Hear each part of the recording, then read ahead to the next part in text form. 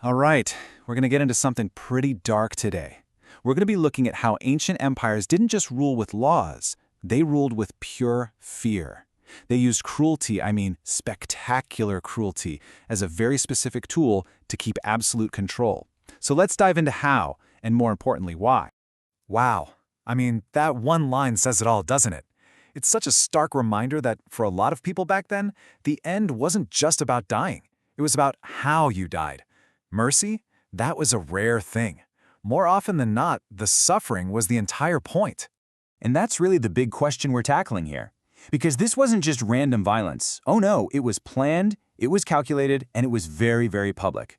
So what was the logic behind staging such horrific acts? What kind of message were these empires trying to send? Well, the answer is all about psychology. See, these punishments weren't really about justice for a crime. They were more like elaborate performances, a kind of horrifying state-sponsored theater that was designed to send shockwaves through everyone watching. So this whole strategy, this brutality, it really boils down to four main ideas. First, you've got absolute deterrence. You make the punishment for breaking the rules so terrifying that nobody even thinks about it. And how do you do that? Through spectacle as social control, turning the punishment into a public show. That show, in turn, reinforces the ruler's almost godlike power. And finally, it often served as symbolic retribution, making the punishment fit the crime in some truly gruesome way. So here's the key takeaway, the thing you really got to get. The victim's pain was just the medium. The real target was the audience.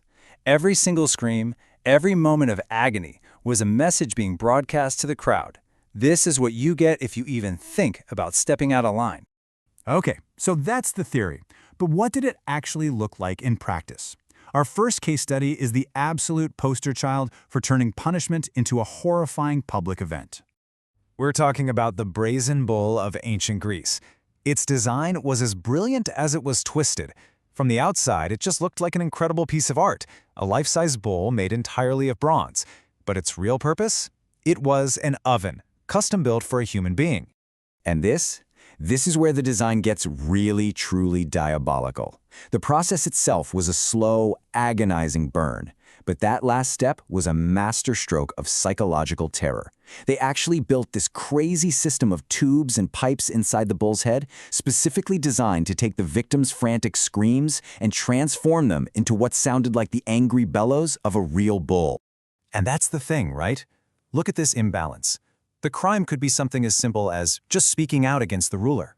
But the punishment was this overwhelming, theatrical display of state power, turning a person into a musical instrument in a concert of terror. The message couldn't have been clearer.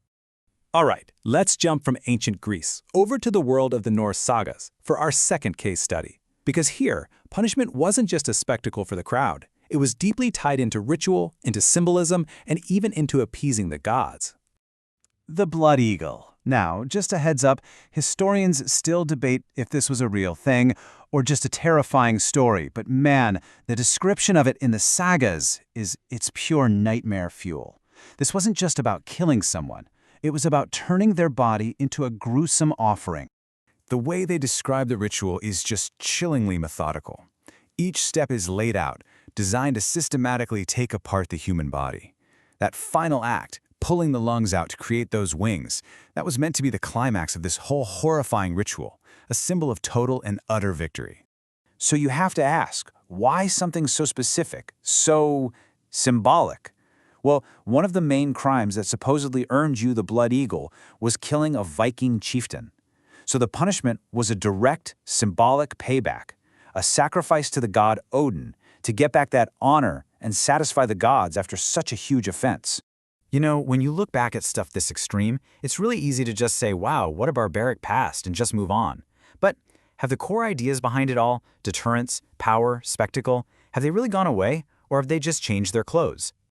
Yeah, that line really makes you stop and think, doesn't it? And while we have, thank goodness, moved past things like brazen bulls and blood eagles, the basic idea of punishment, it's still here. The act of the state using its power to take away someone's freedom, to control and contain them, that's still very much a part of our world. And that's really the question I want to leave you with. In a world of televised court cases, of public shaming all over social media, and constant debates about what prison should even be, has that theater of terror really shut down for good?